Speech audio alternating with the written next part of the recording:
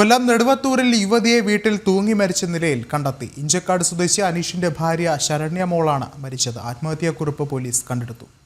കൂടുതൽ വിവരങ്ങളുമായി മനോജ് ചേർന്നുണ്ട്. മനോജ്, എപ്പോഴാണ് സംഭവം? ഇത്തരത്തിൽ യുവതിയെ വീട്ടിൽ തൂങ്ങി മരിച്ച നിലയിൽ കണ്ടെത്തിയത്.